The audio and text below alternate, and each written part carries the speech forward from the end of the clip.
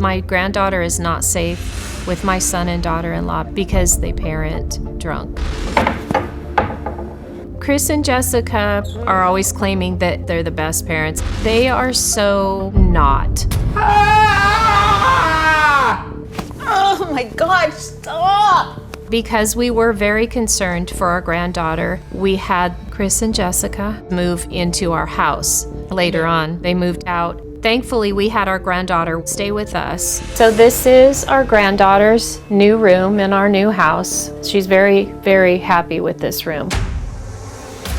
When they left their apartment, the conditions in there were terrible. My granddaughter's potty training chair was completely full and moldy. We actually found piles of old diapers that hadn't been cleaned out in months. The conditions were disgusting. Chris and Jessica are verbally aggressive towards each other in front of their daughter. There have been many instances when I could hear them yelling and screaming at each other in the middle of the night. What? I would find my granddaughter in the next room, cowering in the corner and crying. Chris and Jessica are reckless. There have been many times that Chris and Jessica have been passed out, and our granddaughter is on her own.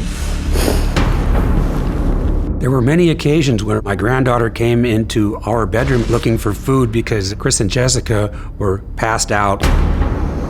When Chris and Jessica take our granddaughter out, they go to places where they drink. They come back, they're staggering, and she's in the car with them. Chris and Jessica don't think about the consequences of anything, and it scares the daylights out of me. The path that they're on right now, they're gonna die. They're not gonna live. Okay, these grandparents say the final straw was a dangerous incident that happened this past Easter.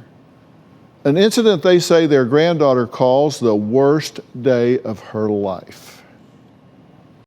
This past Easter was one of the most dangerous situations that Chris and Jessica ever put our granddaughter in. Chris and Jessica had been on a 3-day drinking binge. Chris and Jessica took my granddaughter to an Easter egg hunt. They were too drunk to be there. They went to line up to go into the Easter egg hunt, and Jessica started screaming and yelling at Christopher that it was all his fault. You should have taken me to the bathroom. Jessica urinated on herself because she was so drunk she couldn't make it to the bathroom. After the Easter egg hunt, they decided this was probably a good time to go to the movies. When they got to the theater, Chris and Jessica were turned away because they were too drunk. Other people there saw that they were leaving with our granddaughter. And when Chris and Jessica got into the car with our granddaughter, they blocked them in so they could not leave, and they called the police.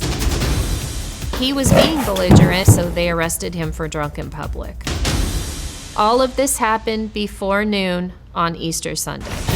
That night, Chris said she had a good day because she had her Easter egg hunt and she got her basket. To this day, our granddaughter says it's the worst day of her entire life. It's horrible.